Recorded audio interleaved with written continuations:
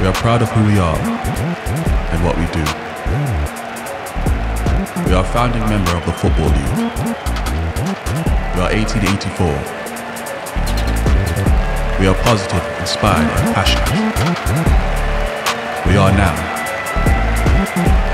We are moving together. We are ambitious and driven.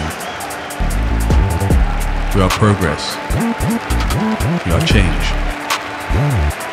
We are prepared, honest and humble. We are the highs. We are the lows. We are the heartbeat of our community. We are the famous black and white. We are the dreams come true. We are the club of opportunity. We are the memories. We are the yet to come. We are Derby.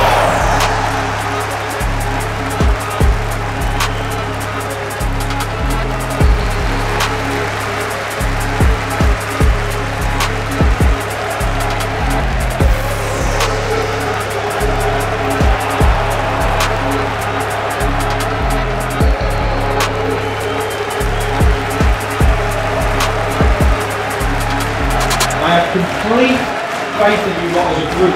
The bench is significantly stronger than theirs and we'll make change when we have to. And I can't express it enough to you. You have to gas out, you have to be brave on set pieces, right?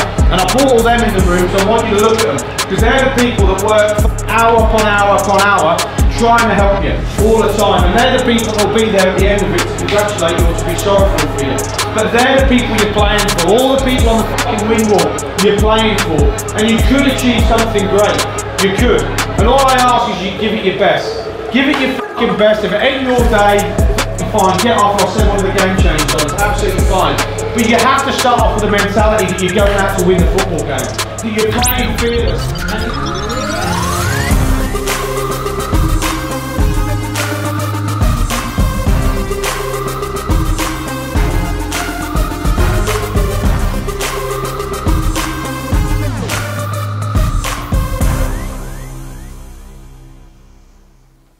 Hello and welcome to the preview show from RamsTV. Coming up for Derby County today, it's a trip to Barnsley. Over 5,000 Rams fans making the visit to Oakwell for this one. Some calling it a promotion six-pointer. It's undoubtedly the game of the day in League One.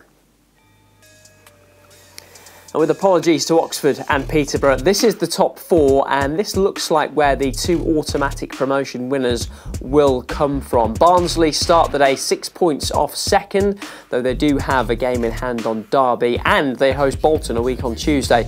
It's still Portsmouth with a 6-point lead of their own at the top, but they have played more games than the chasing pack.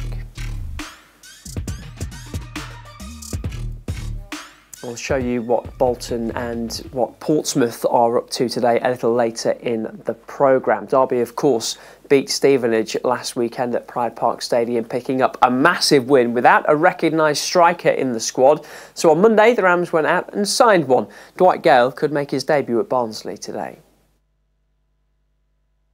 Yeah, loving it really. Obviously the facilities here are amazing. All the boys have been very welcoming and just happy to be here really. Often when I ask new signings about how a deal came together, they tell me, oh, we've been talking for months. I imagine that wasn't quite the case with you. Talk us through it. No, it was just a quick one really. Obviously with the injuries in the club, it was something that sort of popped up for both parties and we was just happy to get it done, sorted, but it took a bit longer than hoped, but we got there in the end. Did you take much convincing when you got the call that Derby were interested? Not at all, to be honest. It was somewhere that's not too far, and was top of my list when I left Stoke, obviously. And when the phone call eventually came, it was something that I was really excited to do, really. What was the experience for you, a player with your CV, with your experience, to find yourself in the situation that you did at the end of the transfer window? Yeah, it's obviously an unusual one. I don't think you really understand it until you're sort of in it, to be honest. Had a few previous friends and stuff that have been in situations, but like it was really difficult. I found it. I love being involved in the dressing room training and stuff like that. So being at home on my own sort of thing was very difficult, and I couldn't really wait to get back involved. I know you've played pretty regularly first half of the season. How are you feeling? You ready to go? Yeah, just obviously it's such a short period of time. I just want to get out there and help as much as I can to the team. You get all the new signing cliche questions here. Do you know any of the boys particularly well? I haven't really played with any of them, but obviously being in the game for a long period of time, you come across a few faces. So I know quite a few of them, and obviously a lot of mutual friends as well that tell me good things. And they've given you a warm welcome, I'm sure. Yes, they have so far. What do you think you can offer for Derby at this stage of the season? Just like I say, I've got a lot of experience in the situation. I'd love to bring some goals and some excitement to the team. And yeah, just a calm head around the place to help when things perhaps get a bit tense and stuff, and hopefully get us over the line. You've scored against Derby before, you've scored against Barnsley before as well. Great game to start your career with. They're all important now. Yeah, it's a straight into a 6-pointer, and I know we've got 3 or 4 of them big ones coming up towards the end of the season, and I think they're going to be the most important ones.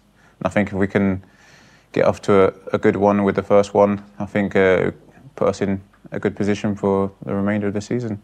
It's great to have you here. Thank you. New Derby striker Dwight Gayle there, who has never scored on debut before but does have a good record against Barnsley. Barnsley, who are in the mix for promotion once again this season after losing in the playoff final last term. They're doing it under a different manager, of course. Neil Collins replacing Michael Duff after he left for Swansea in the summer. But Barnsley look to be heading for another playoff berth at the very least. Devante Cole has led the way once again. Last season's top scorer has 17 already for this season. And although Barnsley are challenging, they're doing it despite a middling home record that's only seen them win 8 of 16 games at Oakwell. That includes 5 defeats.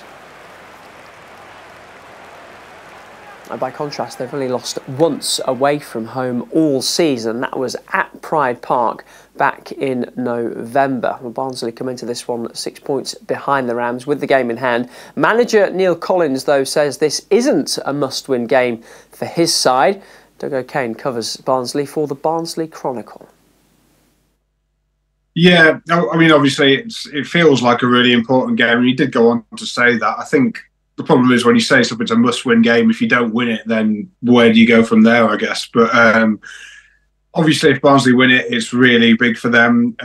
It pulls them right back into the top 2 race. I think they then have 3 points between them and Derby with a game in hand.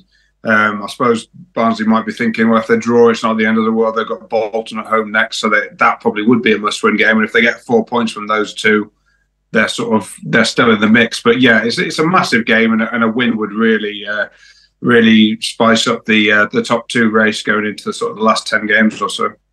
Yeah, certainly would. A very impressive season for Barnsley, whatever sort of metric you look at. Terrific run at the moment.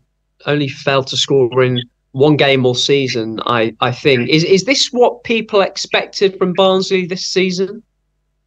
I think so. I think whenever they're in League One, there's an expectation that they'll be pushing for promotion, given the size of the club and just the history, and they normally are when they're in that division. Obviously, they came with it as close as you can get really to promotion last season, losing in heartbreaking fashion at Wembley in the playoff final to Sheffield Wednesday. But then there was a lot of change after that. The back 3 all changed. The goalkeeper changed. One of the main strikers, James Norwood, left. Obviously, the manager, Michael Duff, left as well. So there's a lot of transition in the summer. There was lots going on. It was a bit of a difficult sort of first half of the season in terms of they were getting okay results, but it was just more grinding them out and finding a way to win somehow without particularly gelling and completely clicking and playing at their best. But that's started to come a bit more in the last few months. I'm sure they'd say there's lots more still to come, but they are improving as a team, and you know, obviously the table and the form kind of speaks for itself. They're not quite up with the top 2, but they're still got them in their sights, and they're opening up a decent gap to 7th as well. So it looks like they should, unless they have quite a poor end to the season, they should get at least playoffs, hopefully. I wanted to ask you about the attendance as well. 5,000 plus Derby fans expected. Massive away following. I think Barnsley are heading pretty comfortably for their biggest attendance of the season. Has there been any backlash, isn't the word, but maybe resistance to the amount of Derby fans that Barnsley are allowing at the weekend, given how important this game's going to be? I haven't seen any, if there has been. I think it's kind of pretty normal when a sort of a club that can sell out an away end like that, like Derby, or you don't get many of them in League One. Sheffield Wednesday, obviously, last season. I think Ipswich got close towards the end of last season, maybe a few others. But I'm not seeing anything like that. Against Bolton in the playoffs, Barnsley only gave them half the away end. But I think that was kind of because it was the playoffs, maybe, and they wanted to sort of control the atmosphere a bit more. I think that's kind of probably what you'd expect at Oakwell for Derby to bring that amount of fans. I'm not seeing any backlash. I think it was similar last season, wasn't it? Maybe not quite as many, but it had a very big and noisy away end, and obviously that didn't really affect Barnsley with the 4-1. Yeah, massive turnout from the travelling Derby supporters today. They've not seen too many wins at Oakwell down the years, it has to be said. Maybe new signing Dwight Gayle can fire them to a victory today. Head coach Paul Warne's been telling us about his new arrival. Yeah, he's ready to be selected, put it that way. Whether I start with him and bring him off after 60, or I bring him on, or if the game doesn't suit, I do neither. But there is an option to, do something. However, with older players, as we well know as a football club, you have to sort of go more on the side of caution, I think, because, if I played him for 75 minutes Saturday and then he got injured after 3 days training and we missed him for 10 weeks, it'd be like ridiculous. So it'd be sensible of us to make a decision what's right from where his physical data is and what we think. So, and in fairness as well, more often than not, apart from Eves, normally when you bring a player in, you give them a little bit of time to get used to everything. So, I'm giving the opposition massive tips here, but I have been known to tell fibs before, so we'll see. How pleased were you that the club was able to respond to losing James Collins as sort of swiftly as they did in the end? Yeah, it was good. Obviously there was a few options out there. Not as impressive as Dwight. Dwight was obviously top of my shopping list. I'm trying not to try and make comedic comment on everything I say, but the other ones I don't think would have helped us, and we'd have had to battled on with how we're doing. But you could see on Saturday it was difficult for like Nat and Kane, although they worked tirelessly, especially out of possession. It's a different sport playing with your back to goal. So the fact that the club were able to, and obviously we had to, as we always do, jump through some EFL hoops for them to allow it, because I thought it was getting done on Friday, but it was being considered all over the weekend. We were under budget, so I didn't foresee a problem, but it did take a lot of work from the club to make sure it got pushed over. So we're fortunate in that respect. The injury list has been growing. How's the rest of the group looking ahead of this weekend? Has it been growing? Who's been on it then? Well, James Collins, the latest adult. Oh, that's one, isn't it? You got to have a good 5% a week. If you look at Liverpool, we look amazing. Yeah, I'm just trying to think of the injuries now. Foz is back on the grass this week. Waggy's been in the group, so I think I've got 20 outfield fit. So in my head, there doesn't seem to be any problems at the moment. I'm just trying to think. I think it's just Wash and Foz and James, obviously.